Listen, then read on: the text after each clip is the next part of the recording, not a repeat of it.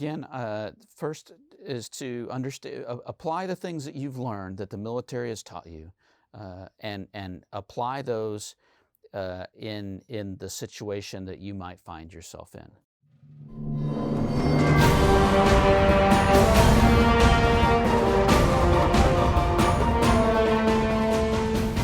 Welcome back to Leaders Recon. So this is the first of a series of episodes on domestic operations, and today we have Colonel Kuetemeyer from the J35. Sir, welcome to the program. Thank you, Captain Carr. Great to be here.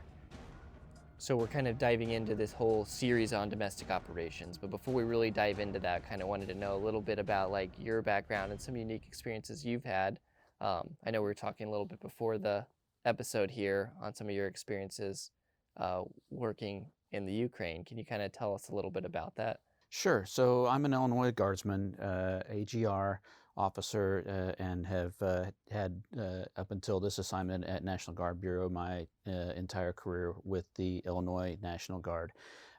And my last assignment there as the commander of the 33rd Infantry Brigade included a deployment to Ukraine with the Joint Multinational Training Group Ukraine, which the National Guard rotates a BCT headquarters to for a task force there to support EUCOM in that effort. And so that was a truly unique experience. And now we returned back just over a year ago in May of 21. And so certainly rather unexpected to then see this spring the beginning of the Russian war in Ukraine. Yeah. And it certainly hits close to home now after having spent a year with that effort. Whereabouts in Ukraine were you? So the JMTGU team was deployed in western Ukraine at Combat Training Center Yavoriv, Okay. which is real close to the Polish border and nearest to the town of Lviv in Ukraine. And that's that was the combat training center was the Armed Forces of Ukraine's equivalent to our National Training Center or Joint Maneuver Training Center in Europe, a large brigade level collective training center, and we were there to advise them on how to continue to develop that capability. So as you were kind of there working in this, but we'll go down this rabbit hole just a little bit. Sure. And that's like, what are some of the, when you were working with Ukrainians on an ongoing basis, was it something that they anticipated having like a struggle with Russia coming up in the next, basically 6 months after you left? Mm-hmm. Yeah, so they recognized undoubtedly Russia as a threat to them, and after their experience in 2014 when Russia supported the invasion in the Donbass in Donetsk and Luhansk, as well as the annexation of Crimea. That certainly changed the game for Ukraine in where it had been figuring out its role and relationships of East versus West since 1993. So certainly they had already recognized that Russia was a definite threat, and that they were looking to continue a partnering relationship with Western nations across all lines of government and society, not just on the military side. But they certainly valued the United States involvement in military advising and assisting in their developing their combat readiness and their training capabilities.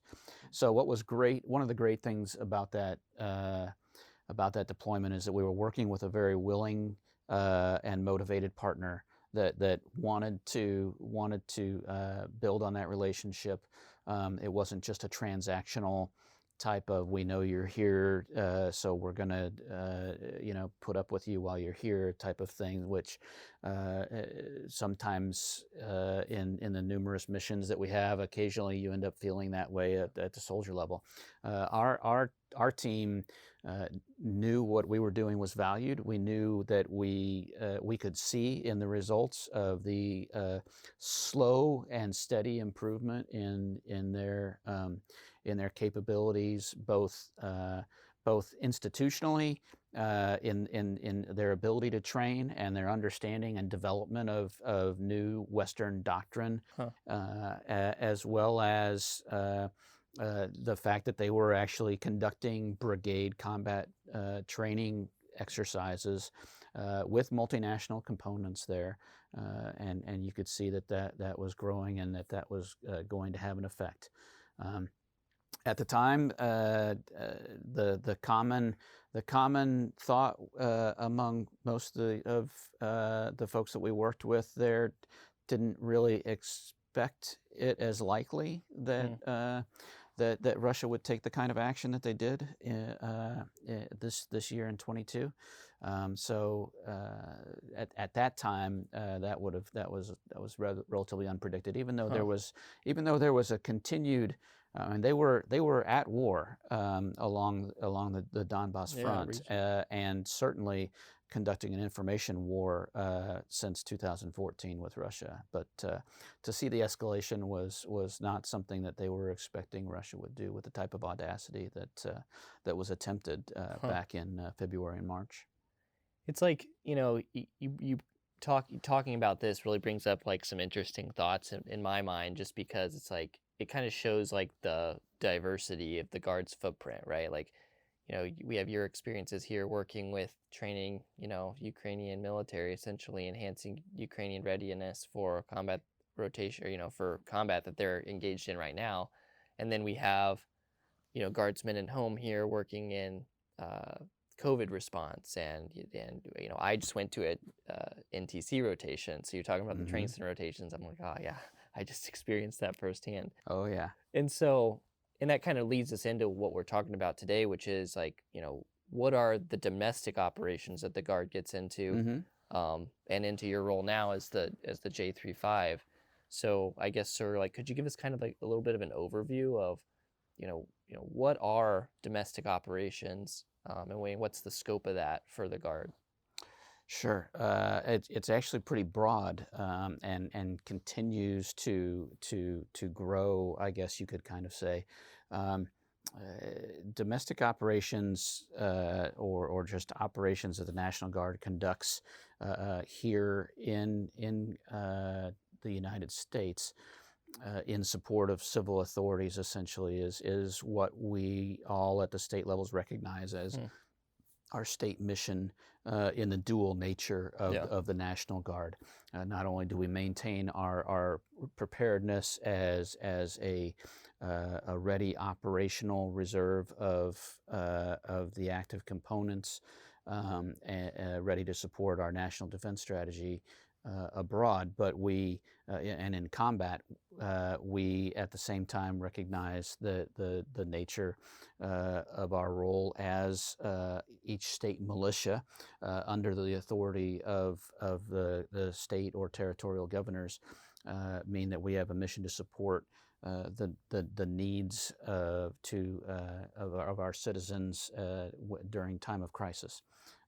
And that can take a lot of different forms.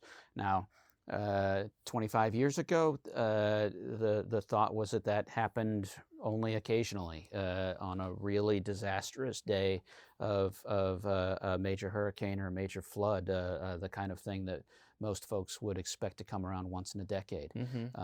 But since the evolution of the Guard and readiness over the last 25, 30 years, and the change in how our capabilities are seen by our civilian authorities, particularly after Hurricane Katrina, was kind of the large shift in understanding that The National Guard can provide a lot of capabilities to civilian responders and to the overall infrastructure of the national incident management system to help our citizens in time of need.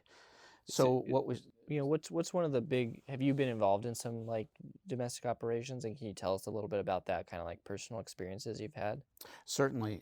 So in Illinois, which somewhat Midwest center of the nation, um, uh, where I'm from, uh, not a place that we worry too often about wildfires or hurricanes, but we get flooding, we get winter storms, and we've now seen, just like every other state, there's always the potential for civil unrest, Yeah, and then oh, by the way, hey, a global pandemic, just a little footnote is there. Yeah. yeah, just gonna involve everybody, whether you like it or not. And while that's something that had always been on the threat plans of potential hazard response in which we conducted exercises, the ability to or the need to actually to respond to something like that was not something that was really envisioned as likely. And now we've seen over these last couple of years and hitting a high watermark, if you will, of in 2020 of the employment of the National Guard between both federal missions overseas and then the combination of pandemic, civil unrest throughout the country, the wildfire seasons and hurricanes. June of 2020, we hit our highest level of Yeah. National Guard personnel employed at one time ever. When you kind of just hit on a lot of the examples, wildfires, hurricanes, the COVID response, can you kind of define? You mentioned the dual nature of the guard, both to support the what we would think of as the traditional security mission and Mm-hmm. the local mission. Can you kind of define like what is state active duty, right? Mm-hmm. And are there limits on what state active duty can be used for? So, state active duty. So the Constitution recognizes each state's governor's sovereign right as to maintain a militia and to act as the commander in chief of that militia, and then each state or territory's constitution and law determines the specifics of that. But generally, the governors have pretty broad authority in then their ability to activate the National Guard in support of Hmm. civil authorities um, for whatever they deem is required to protect the needs of the citizens and Hmm. the state. And so that could take a lot of shapes. We've seen it from the things you've mentioned to including anything from search and rescue operations, which happen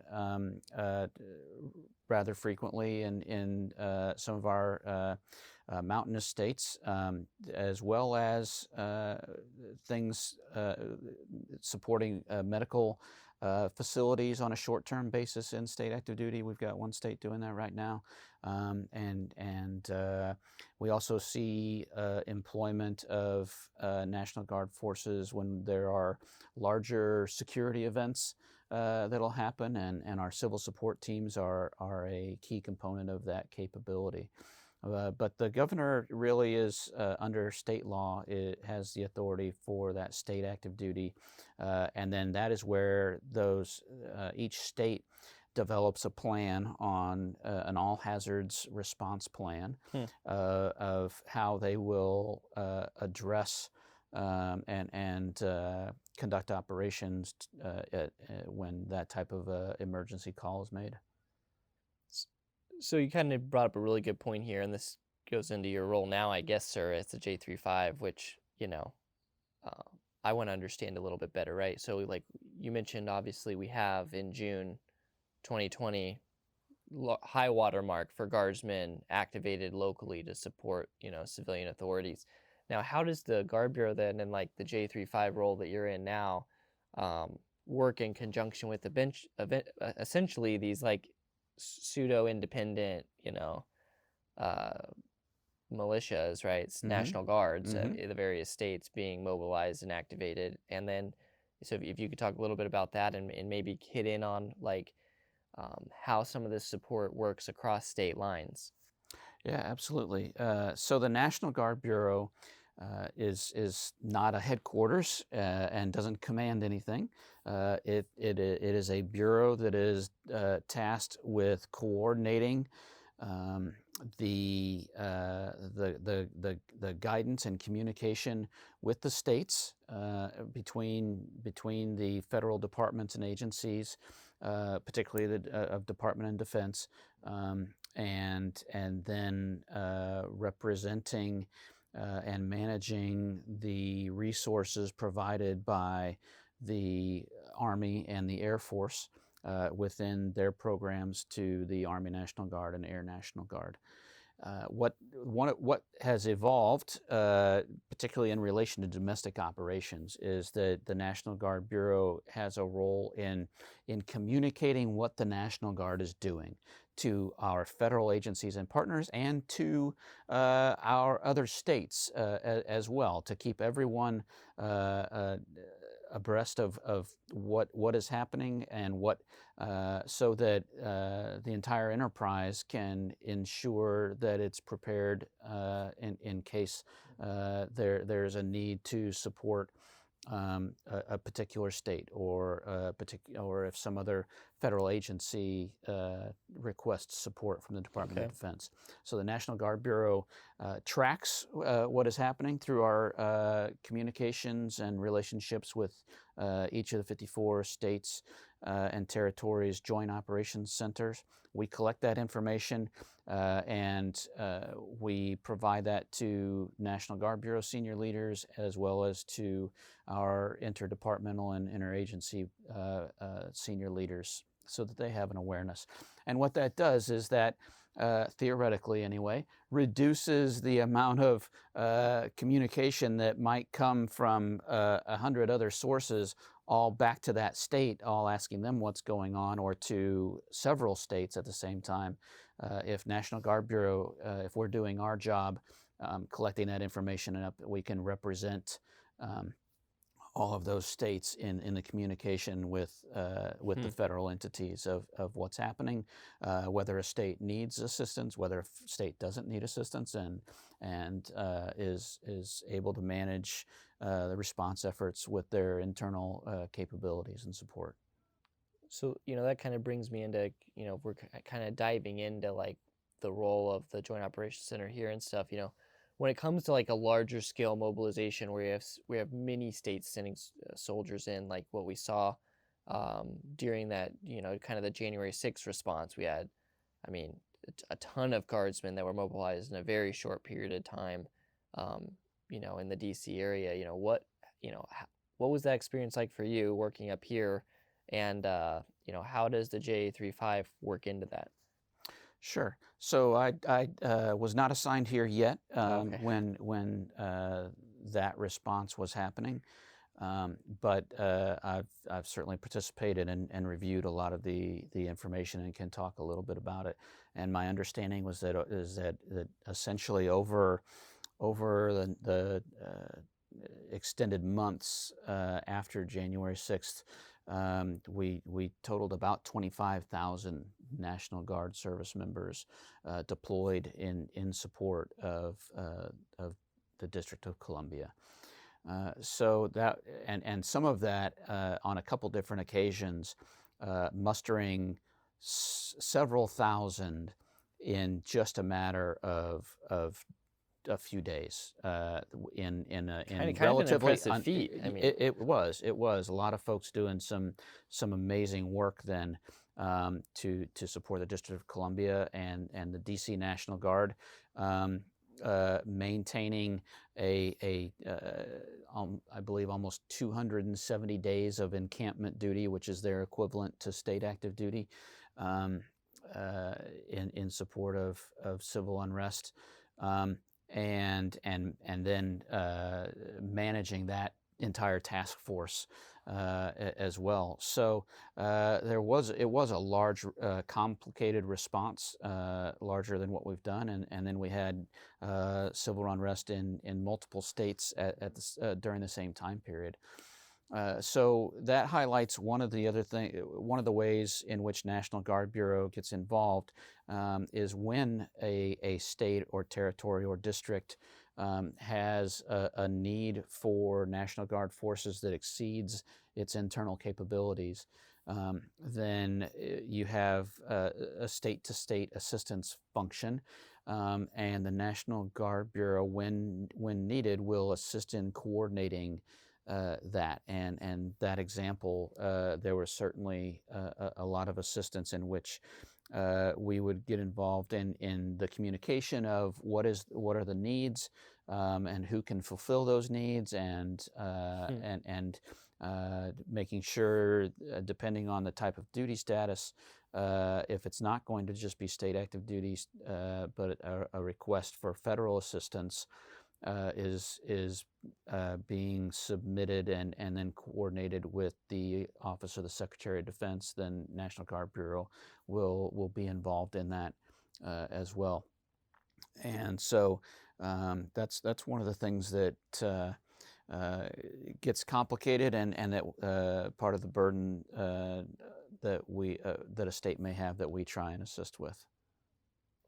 So, I mean, you brought up a lot of really good points about, I mean, the guards working in all these different environments, whether it was like the, encampment that occurred up here in DC, or, these various different things supporting, but you've used this common phrase, supporting local authorities throughout everything you're saying here. Can you talk a little bit about, like, why is the guards' ability to work with their local community so important? We're going to have another episode that's kind of focused on these relationships with local authorities specifically, but just kind of as an overview, can you kind of highlight, maybe based on some of your experiences in the past, what the importance is of maintaining local relationships, both during operations and even prior to? Yeah, and it's interesting because there are two different ways to look at it. The first is the design by how the militia is designed in the Constitution, and even the active armed forces.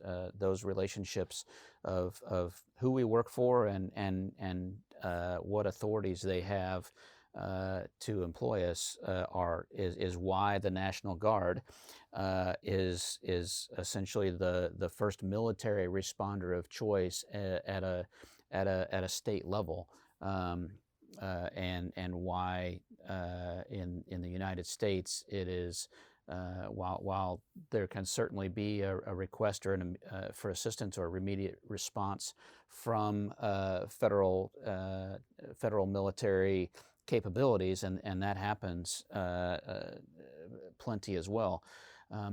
But the National Guard is the militia that works for the governor, and the governor is the person responsible for the overall security and safety within a given state or territory. But then the other part is just how the National Guard is then the nature of our service, and in that we are citizen soldiers and airmen. So we are more likely to have ties within the communities in which we serve or close to them. And as well as the fact that so many National Guard service members have civilian occupations that may be related to emergency services or local government, or just in the community. And so we become representatives for our own brand of what we can accomplish. When all of a sudden your neighbor Just to knows one, yeah. that you are that you are a paramedic with the National Guard, and that your unit has been called upon in the past to respond to a crisis, then that just kind of reinforces the relationship and the brand of the National Guard. Based on some of your experiences in the past, we kind of hit on this already a little bit, but the readiness metrics of, focused, like I'm a company commander right now, and so I'm focused on hitting these metal tasks. Like Certainly. next week we're doing squad live fire, Mm-hmm. for annual training. So, how do units maintain that flexibility to both be ready to meet that national security mission and be flexible and dynamic enough to be able to, when called upon, answer these like very different domestic operations, which, it's really hard to plan for.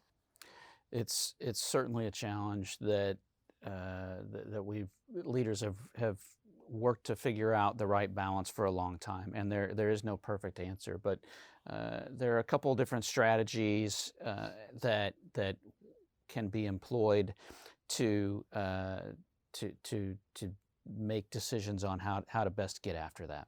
So one of them is at the state leadership level, in coordination with guidance from the National Guard Bureau on which units are most likely to be needed to support a particular response in a state, and those units should make sure that they dedicate a little bit more training time to any particular tasks that may in partnering, pairing their federal mission set with what might be needed for a state mission set.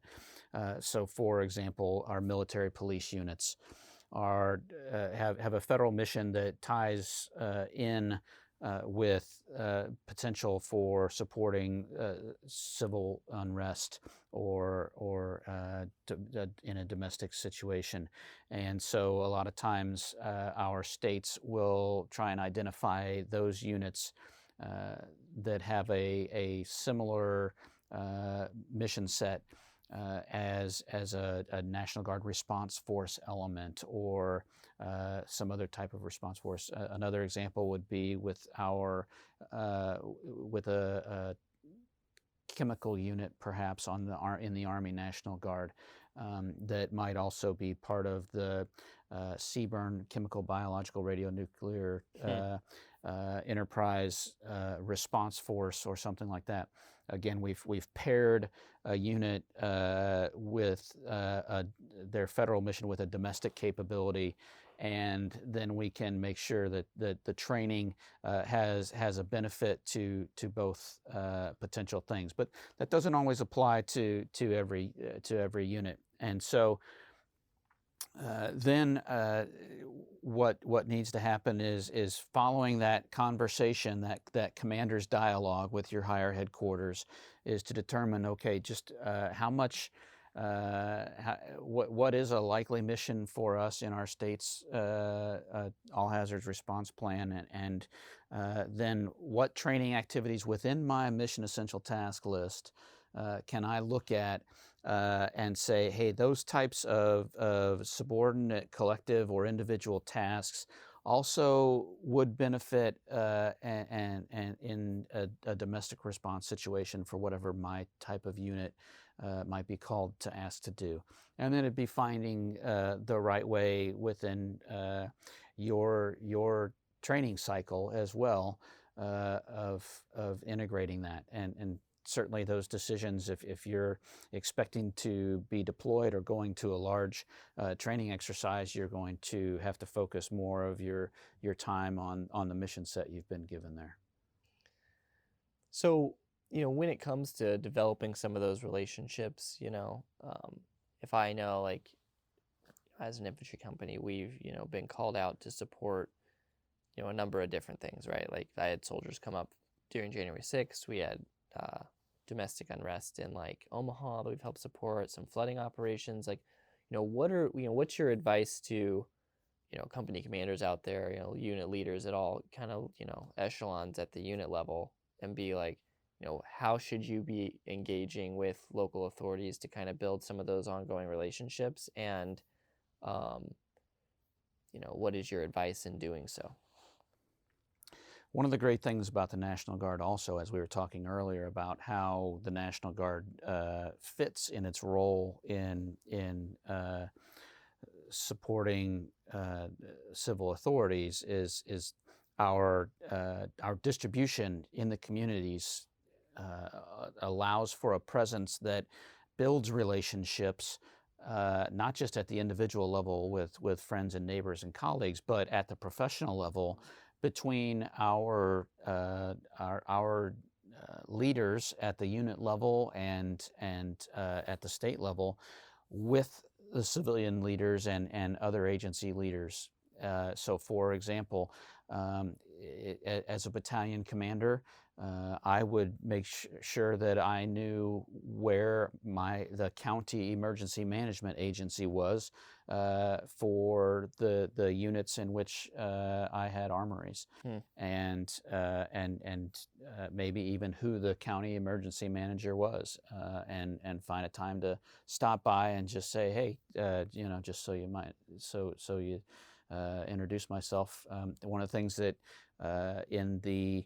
as we've talked with a lot of different emergency planners, one of the cliches is you never want to be trading business cards at the time of an emergency. So any chance you have to at least make introductions and understand different agencies and capabilities that may be relative to your particular state or your particular geographic region.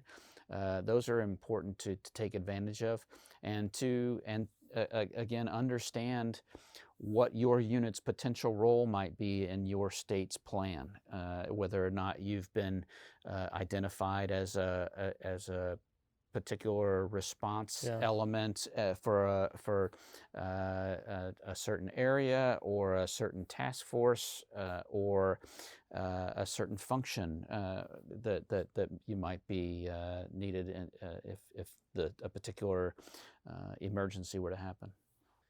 And sir, we kind of hit on like a bunch of these units that don't necessarily have a direct role, but you did mention something that I kind of wanted to hope to highlight, and that is the kind of the CBRN response that the Guard has embedded in it, which is like, I guess, I don't know how I would define that, but it's like a domestic like security mission essentially.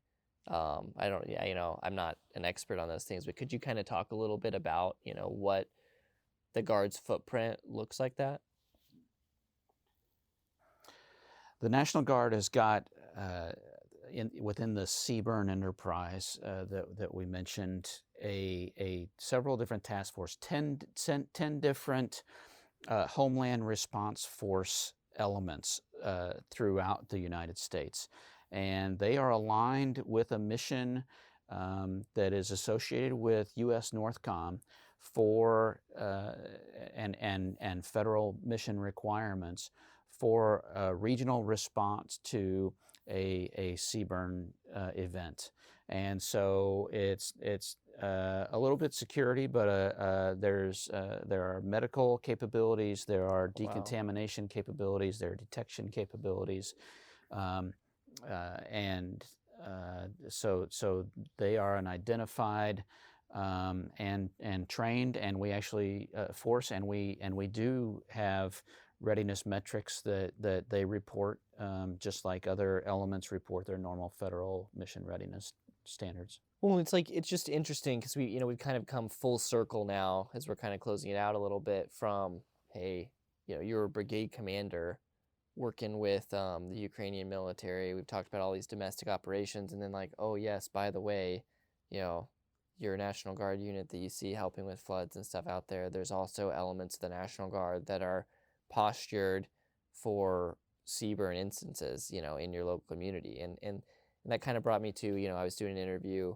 a couple months ago, and the individual that was talking about said like, hey, I see the National Guard recently being like America's Band-Aid to like all sorts of different things. And you kind of alluded that a little bit when you were talking about readiness metrics, and how, as you know, over the past 25 years, the Guard has become a much more dynamic organization and kind of like a unit of choice for a lot of the civilian authorities to source. Kind of what are your thoughts on that on an ongoing basis related to, America, or the National Guard being that, Band-Aid to solve problems that the state or federal government has? Certainly, our civilian leaders have tough decisions to make when they need to activate the National Guard, and that those don't come without a cost. They both financially and at the cost of the sacrifice that our citizen service members and their families and their employers are all making. So it's a community effort, and to support that and to respond in an emergency. And yes, the goal is that response takes place until such time as the normal capabilities of the state or territory can then assume control of the response and recovery on the way back to as what the new normal will look like for whatever post-recovery effort is. Well, and I guess that brings me to my last question, sir, which is just like, do you have any, we've covered an overview of domestic operations a little bit, which kind of was the purpose of this episode. Like, let's get a general overview, talk about some of the different dynamic pieces of this, and then we're going to do a deep dive into these different sections, to include, these interagency relationships, training specifically, and then, talking to a unit that went through a big operation and then like what their experience was and lessons learned. So, what piece of advice do you have from your seat here, especially kind of seeing domestic operations across the United States, that you would give out to leaders out there on, anything related to domestic operations? Again, first is to understand, apply the things that you've learned that the military has taught you, and apply those in the situation that you might find yourself in. So understand your environment, understand what the threat is, understand what your capabilities of your organization are, and what your friendly forces capabilities are, whether there are other units that you might respond with, or other civilian first responders or capabilities. Understand how to conduct a mission analysis and go about identifying a problem and solving a problem while communicating with folks directly, making sure that you're focused on things like the mission and the intent of whoever's giving you the mission, and how that focuses down to task and purpose in what guidance you're going to give your subordinate elements. So and at the lowest level in the Army, you take those troop leading procedures that you learn as a very junior leader, and you apply those to the situation you're going to find yourself in. And that is one of the ways in which you will achieve success in the mission, even when it's not a mission that you are particularly trained for. And then what you also will find is that your ability to do those things and to bring your planning, organizational skills, and just general leadership skills, both at an individual level and for whatever collective unit you may be part of. When you're responding and working with civilian partners and other agencies, you'll find that they don't have those kinds of skills in some ways, and that they will value your ability to plan and lead and assist in responding to our civil authorities. Well, yeah. Well, thank you, sir, for coming Absolutely. in and sharing some of your experiences. We're looking forward to continuing this series where we kind of cover an overview of domestic operations, so appreciate it. Absolutely. Glad to be here. If you would like more information on any of the topics discussed today, please visit our social media pages in the links below. Tune in to Leaders Recon over the next few weeks as we bring in today's leaders and pioneers to discuss their experiences, share their wisdom, and help you grow as a leader. If you like this episode of Leaders Recon, please don't forget to subscribe below and leave us a 5-star review. You can find us wherever you listen to your favorite podcast.